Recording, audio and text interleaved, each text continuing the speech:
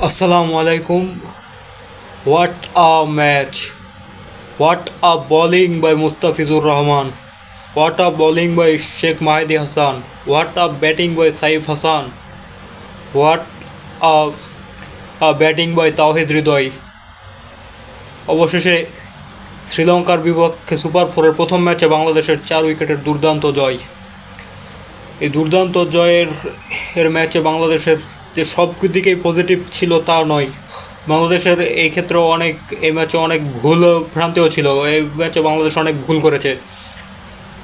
এই ম্যাচে শামীম হোসেন পাটোয়ারি একটি ক্যাচ মিস করে, প্রত্যেকটি ফিল্ডারই একটি করে ক্যাচ মিস করেছেন। শামীম হোসেন পাটোয়ারি একটা ক্যাচ মিস করেছেন এবং তাওহিদ হৃদয় দাসুন সানাকার পরপর দুটি ক্যাচ মিস করেছেন। আর এই ম্যাচের যদিও থ্রিল ছিল, তারপরও বাংলাদেশের ব্যর্থতাও ছিল, কারণ বাংলাদেশের ফিল্ডাররা বল ধরার ক্ষেত্রে খুবই ব্যর্থতার স্বাক্ষর রেখেছেন। তারা ব্যাটিং দুর্দান্ত করলেও বোলিংয়ে তাদের ফিল্ডিং অনেক ঘাটতি লক্ষ্য করা যাচ্ছিল এবং বোলারদের মধ্যেও সকল বোলার ভালো পারফরমেন্স করেছেন এমনটাও নয়। বোলারদের মধ্যে মাত্র দুজন বোলার পারফর্ম করেছেন এবং বাকি 3 জন বোলারই খরুচে ছিলেন।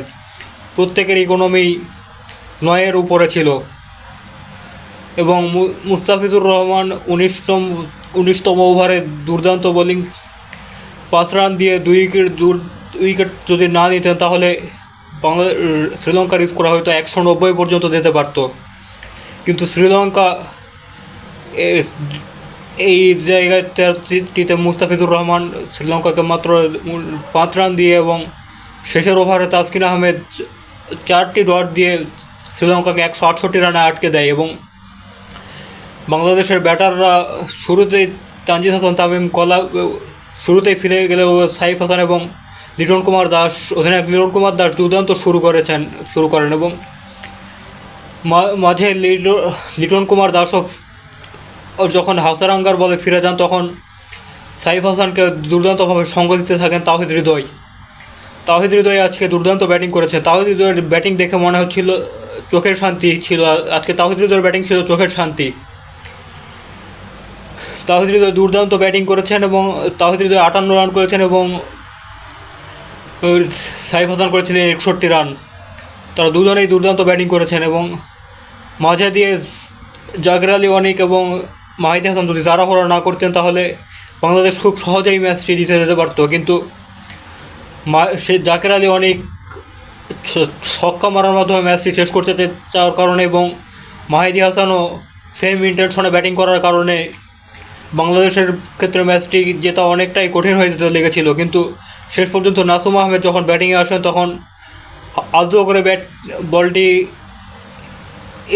লংয়ের দিকে এগিয়ে আলতো করে ব্যাটে বল লাগিয়ে শামীম হোসেন পাটোয়ারির সাথে দ্রুত প্রান্ত বদল করে রান নেওয়ার মাধ্যমে শ্রীলঙ্কার বিপক্ষে সুপার ফোর প্রথম ম্যাচে দুর্দান্ত জয় লাভ করলো বাংলাদেশ। অভিনন্দন এই জয়ে বাংলাদেশের প্রত্যেকটি ক্রিকেটারকে অভিনন্দন মুস্তাফিজুর রহমান, অভিনন্দন সাইফ হাসান, অভিনন্দন লিটন কুমার দাস, অভিনন্দন তাওহিদ হৃদয়। প্রত্যেক ক্রিকেটারকে বাংলাদেশের প্রত্যেক ক্রিকেটারকে সুপার ফোরের এই প্রথম ম্যাচ জয়ের জন্য অনেক অভিনন্দন। দুর্দান্ত জয়ের তারা দুর্দান্ত একটি ম্যাচ উপহার দিয়েছে। যদিও লাস্ট ওভারটিতে মাহিদি হাসান এবং জাকের আলী অনেক অপ্রয়োজনীয় শটগুলো না খেললেও পারত, কিন্তু তারা অপ্রয়োজনীয় শটটি খেলে বাংলাদেশের হার্টবিট বাড়িয়ে দিয়েছিল।